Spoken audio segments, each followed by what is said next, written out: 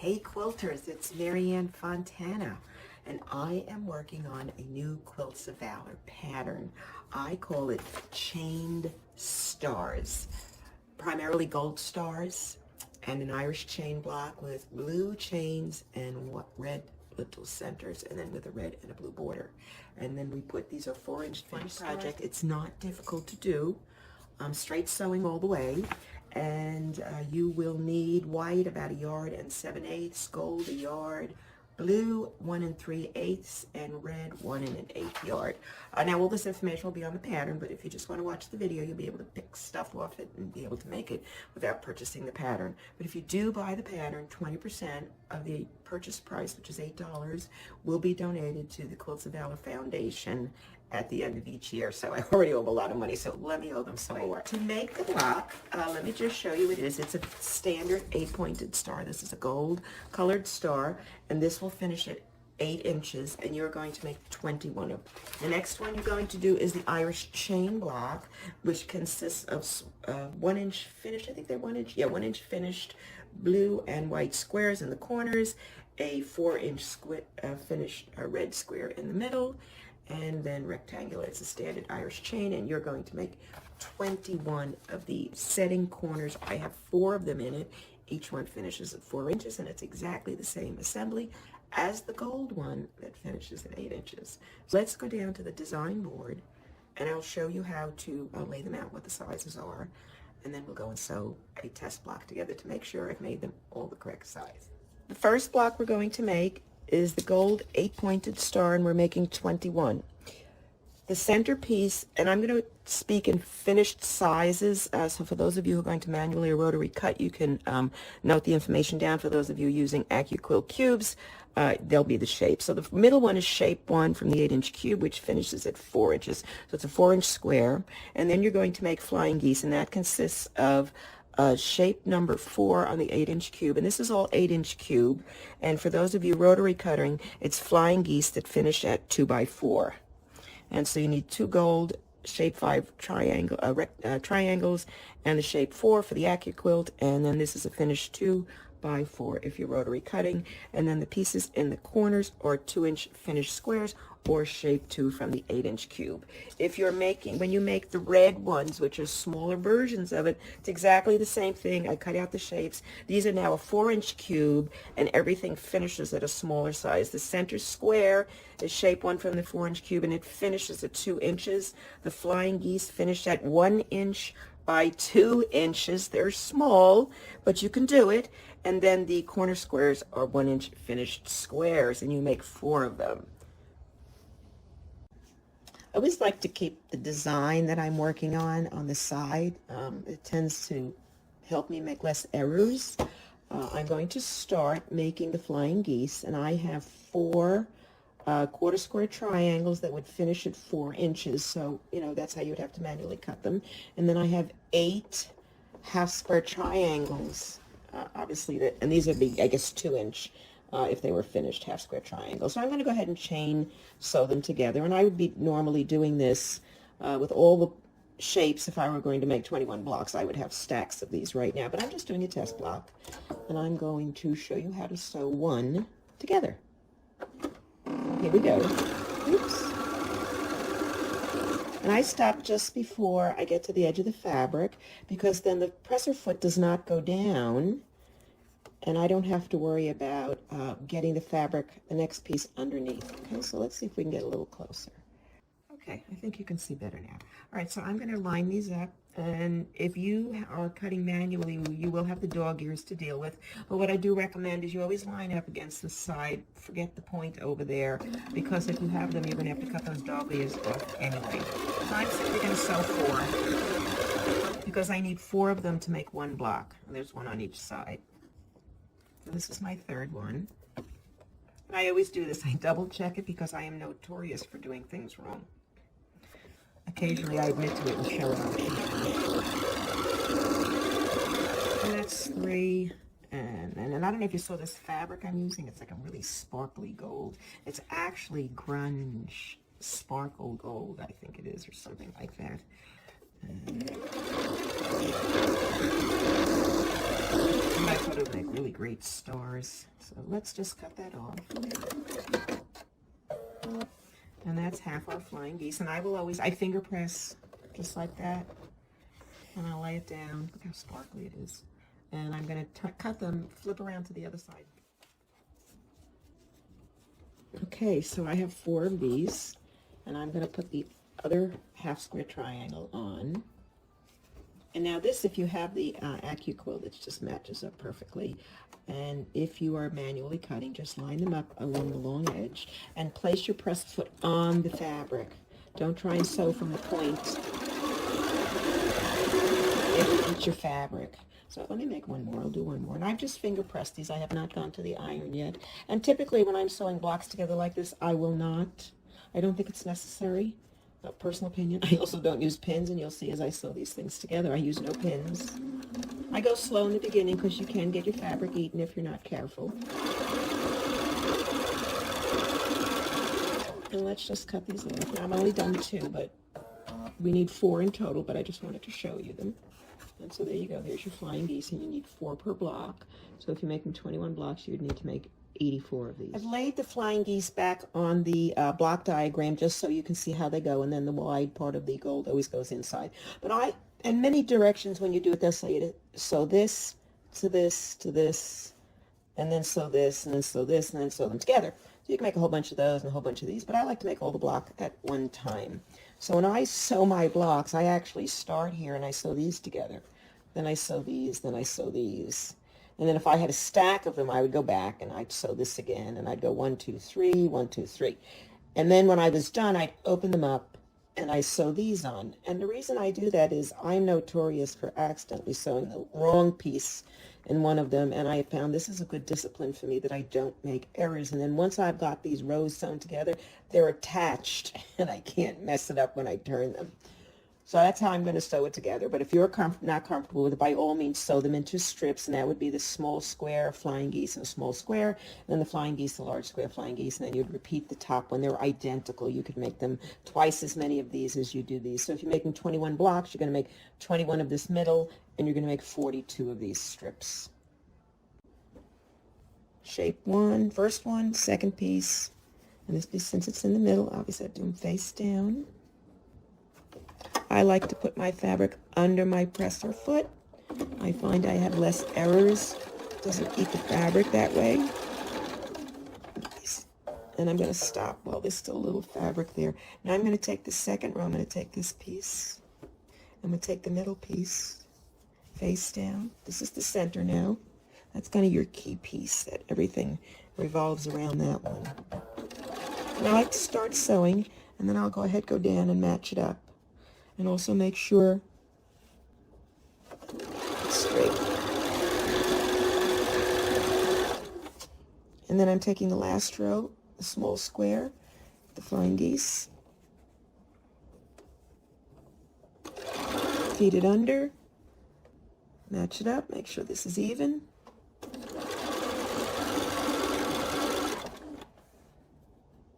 Now, if I were making more than one block, I'd continue to do that sequence and do 1, 2, 3, 1, 2, 3, 1, 2, 3. But I'm making one, so I'm just going to open it up. And now I have these 2 pieces sewn together, and I have to sew the other square on. So I'm going to go over here, just make sure that's flat. And I haven't really pressed it. I'm happy with it. It's a nice sharp press.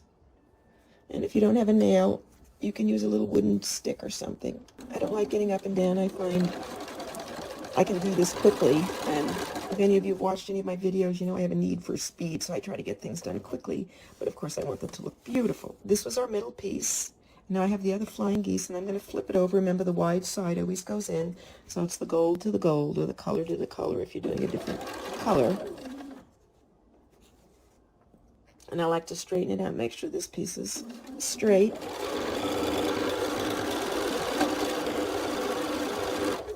And stop while I'm still on the fabric. Open this one up. Last square. Make sure I got it right side down. Yep.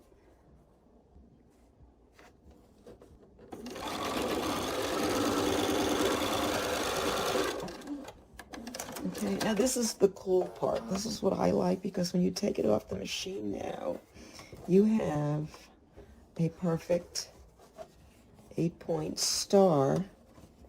and it's all connected. And now all you have to do is flip this over, turn it, sew it together, and what you want to do is put these seams, you don't have to press them open, just press them in one direction, but whatever you do, make sure they're pressed in opposite directions, because if you do that, you can get your seams to kiss, which is what I'm going to do. Slide it right in.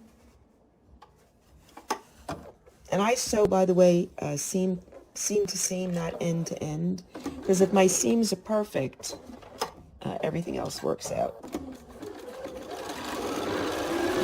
And I'll stop right on that seam and then go get the next one and make sure they're in opposite directions. See, I'm looking, and you could feel it, and I'm going to hold it with my finger. You've noticed I don't use pins either. I usually end up sticking myself.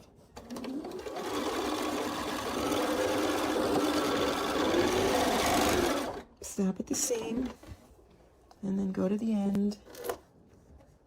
That's me and my finger pressing.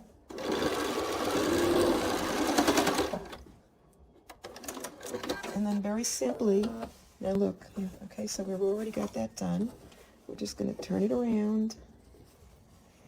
And again, opposite seams. It's a lot easier to put them into one direction than to try to press them open. I find it's just not worth the effort. And I get just as good results.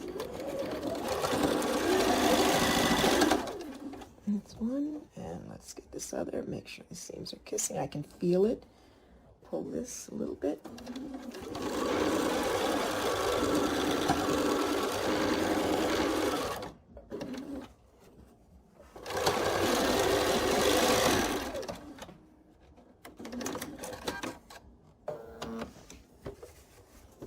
And there you are, the 8-pointed star. Only 20 more to go. Here's the 8-inch star. I finished it and I pressed it.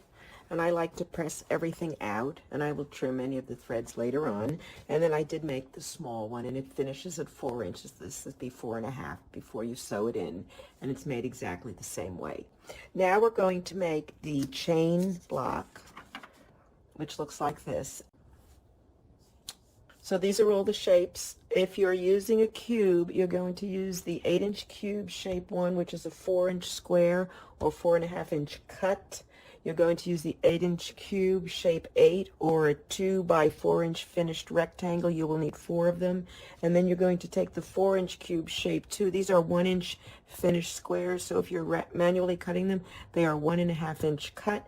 2.5 by 4.5-inch cut, 4.5-inch cut. You need 8 blue for each block, 8 white for each block, 4 rectangles, and 1 center square. The first blocks I'm going to put together are the 1-inch squares, and even though it's a 4-patch, we first have to sew the 1 blue and 1 white together. So I'm going to go ahead and sew all of them together. And since you have, it's 2 blue and white per corner, that means I'm going to need 8 per block.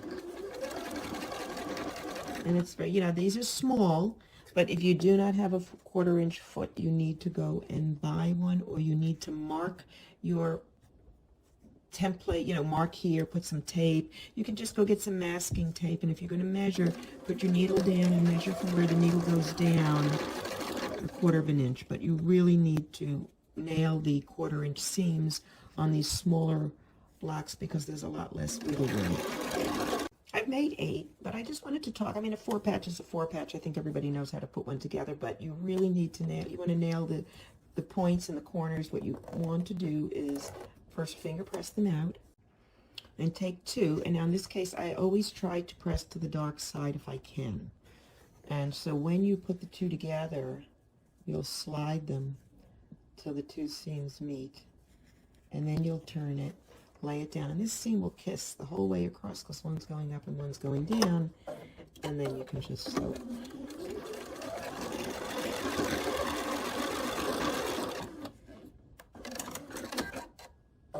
And I just want to show you how easy it is to get perfect points. Right there. And all I did is have one seam go up. And it looks like they're both up, but they go in opposite directions, so the little seams, they kiss right in the middle. No pinning required. I'm going to sew the chain block together, but I just want to point out that the blue pieces have to go in a diagonal. So when you place the small squares, now you need to make sure you place them always with the blue pointing in. I'm going to start at the top. And this is the second piece. And this is actually just a 9 patch, so it's 3, 3, 3. Same as the other. The stars was just a 9 patch as well, because you had the flying geese. And I'm going to go ahead and do I'm going to do 3 rows at one time. Now, if you get a little confused about it, the best way to start, if you want to do this, is do 1 block at a time. And, you know, don't chain 21 blocks together, because they could get tangled and whatever. Do 1 at a time. And then you can just lay them in a stack, and then they're all ready to sew. So there, this one point in, because now I'm doing the bottom, so the point has to go in. And these rectangles are 8.5 inches cut. And we'll open it up as we look. It's also a good check. Okay, that's in the middle. And that's pointed in. All right, so now we have to do the next one at the top. And again, I need it pointing in. So it's actually going the opposite direction, but it has to point in. The blue has to be on the inside.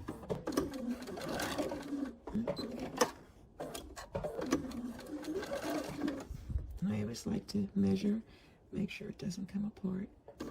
And for those of you who've noticed, I've swirled my seams. I've cut the edges off away here and let them all lay flat, because I just think it looks nicer on the corners. Now I need another rectangle. This is the middle of the 9 patch.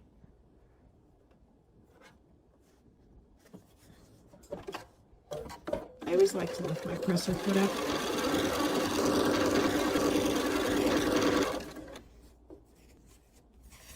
Okay, so that one's pointing up. This one has to point in that way. Turn it over. And I always like to get it caught, and then I will go ahead and match the bottom seam, and then make sure this is straight. And now it's just a simple matter of opening the block, folding this over, just like we did the other one. It's the same process. You see, here's our block. Yeah. See? There it is. Okay. So I'm just going to now sew the other sides together. And since that one up, this is going to go down, and I'll pull it till it kisses. Got it. There it is. Match it up.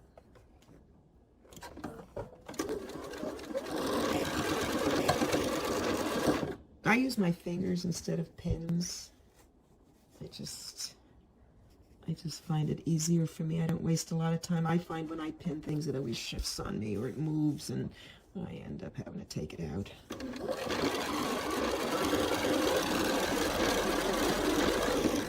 But it's important to stop at a seam, and it really, in case you shift or something, it really helps keeping everything in place.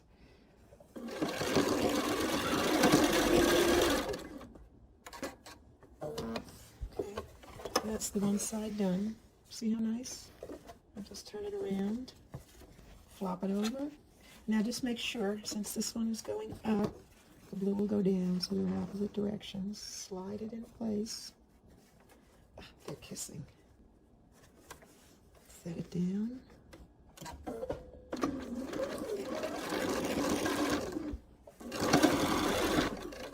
I always like to, as I say, stop on the seam, match up the next seam.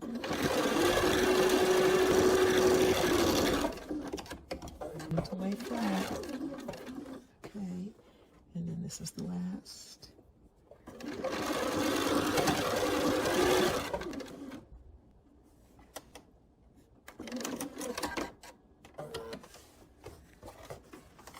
And there is the chain block that you need to make. So here's the Irish chain block. It's finished.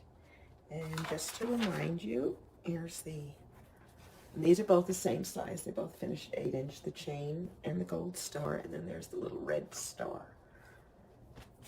And just as a reminder, this this is how it lays out. And it is a straight, it's a star, a chain, a star, a chain, a star, a chain.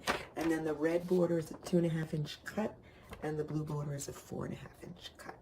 And that is the finished quilt. It's upside down. I call it Chained Stars. You can find it on Etsy, on my site, Fontana Originals. It's a shop. So if you go to Etsy.com, search for Fontana Originals, and then look for the Quilts of Valor patterns. You'll find it there. And again, 20% of everything I receive in sales goes back to the Quilts of Valor Foundation. Happy quilting, and if you see a veteran, please thank him for his service or her service. Have a nice day.